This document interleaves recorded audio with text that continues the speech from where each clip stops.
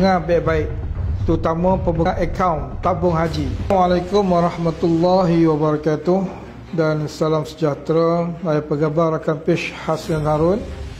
Jadi hari ini ada satu perkara penting yang saya nak kongsikan, dan saya minta tuan-tuan dan puan-puan dengar baik-baik, terutama pemegang akaun tabung haji.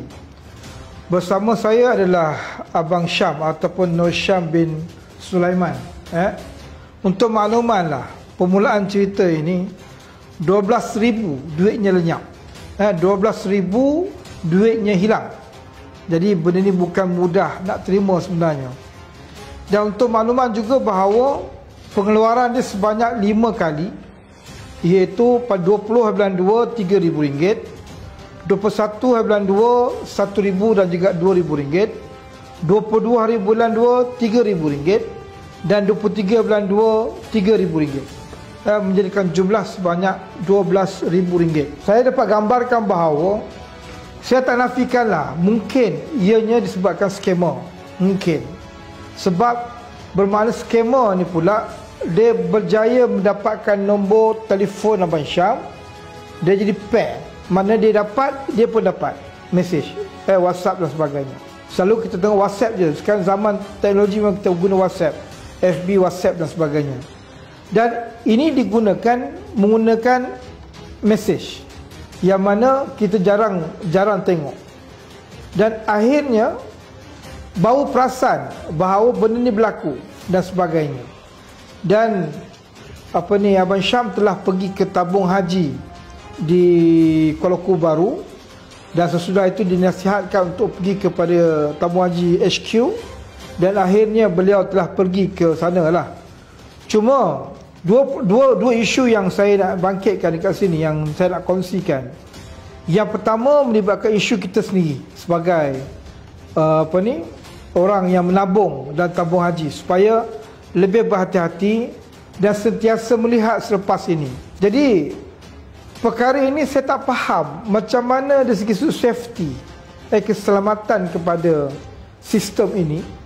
Mungkin saya kata skema tu satu hal lah. Mungkin skema ni yang berlaku dan kita pun tak faham macam mana skema ni dapat nombor telefon Syam. Saya pun tak tahu nak buat apa juga. Cuma apa yang saya boleh gambarkan dekat sini bahawa, yang pertama saya mengingatkan semua, yang kedua saya nak usahakan untuk mendapatkan semula duit ni, walaupun bukan senang. Dan apabila pergi ke tabung haji HQ, mereka memaklumkan ini tugasan pihak polis untuk siasat. Apakah tindakan daripada pihak tabung haji sendiri? Sebab apabila empat nama, ada 4 orang nama, nama yang telah mengeluarkan wang ini, iaitu Alina binti Muhammad Ikhwan, Muhammad Fahizi bin Ismail, Zulaha binti Tajuddin, Zadlishah bin Zafar Shah. Perkara ini yang perlu kita ingat dan sentiasa cek dalam WhatsApp kita.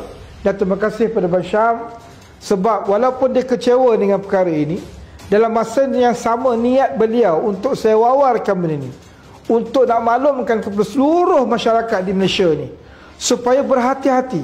Benda ini berlaku ke atas dia dan mungkin akan berlaku ke atas kita. Dalam bab yang satu lagi tu nanti saya akan fikirkan bagaimana, dan mungkin saya akan berhubung dengan Menteri Agama untuk membincangkan perkara ini. Apa yang perlu dibantu, yang boleh dibantu Abang Syam. Beliau bukannya bekerja yang orang kata bergaji, yang orang kata loaded, kaya dan sebagainya. Tak. Beliau sebagai bilal masjid. Betul tak? Bilal masjid. Nak menyimpan, nak menabung bukan mudah. Tetapi dengan mudah saja 12,000 hilang begitu saja. Itu yang saya usahakan sekarang ni. Laporan polis pun telah dibuat.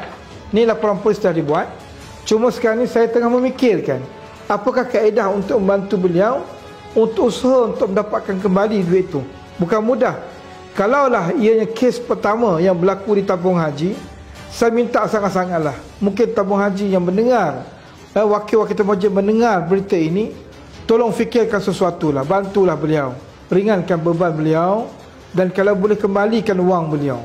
Walaupun sukar, tetapi mungkin ada kaedah yang boleh membantu. Kalau kes ini adalah kes pertama yang melibatkan seperti ini. Mudah-mudahan apa yang saya cuba kongsikan, apa yang Abang Syam cuba kongsikan, memberi manfaat yang besar ke seluruh rakyat Malaysia, supaya berhati-hati dengan T jari. T jari ini punca T jari ni. T jari yang berlaku. Dan saya pun risau juga lah. Semua orang yang terlibat akan jadi risau. Benda ni 12,000 bukan benda yang kecil, tetapi scammer ke whatever lah, saya tak pasti bagaimana beliau boleh dapat benda ni dan boleh pair, boleh sama-sama dapat. Maknanya dia tahu benda ni berlaku dan dia cuba tukar password lagi. Tukar apa ni? Kata password kata laluan. Ini yang kita katakan bahawa dia berjaya tukar kata laluan sampai tahap tu. Kan? Jadi saya mohon sangatlah untuk berhati-hati benda ni, dan kepada orang kata yang terlibat dengan pengurusan tabung haji ini, mohon sangatlah untuk membantu beliau untuk selesaikan masalah ini. Janganlah pinggirkan beliau, jangan marah beliau. Kita tak berada di tempat dia. Kalau dia marah sekalipun, kita tak berada kat tempat dia. Kena ingat, 12,000 bukan jumlah yang kecil. Memang dia orang marah, memang dia tertekan. Kalau kita pun tertekan, 12,000 jumlah besar. Tetapi apabila ialah jawapan tu kena jelas. Kalau sekiranya benda yang tidak memuaskan hati, memang kalau kita pun mungkin akan jadi marah dan sebagainya. Ini yang berlaku ke atas dia, yang telah pergi ke tabung haji, HQ dan sebagainya. Dia agak marah dengan jawapan yang diberi dan sebagainya. Tetapi apa pun, saya tidak menyalahkan direct pada tabung haji, sebab dia menjawab atas dasar fakta, atas dasar benda yang perlu dijawab. Cuma mungkin kaedah untuk memaklumkan tu saja mungkin kita kena perhatikan kembali dan sebagainya. Jadi insya-Allah mudah-mudahan memberi manfaat kepada kita semua. Insya-Allah. Mungkin sekadar itu saja. Sekian, terima kasih. Jangan lupa ambil perhatian perkara ini.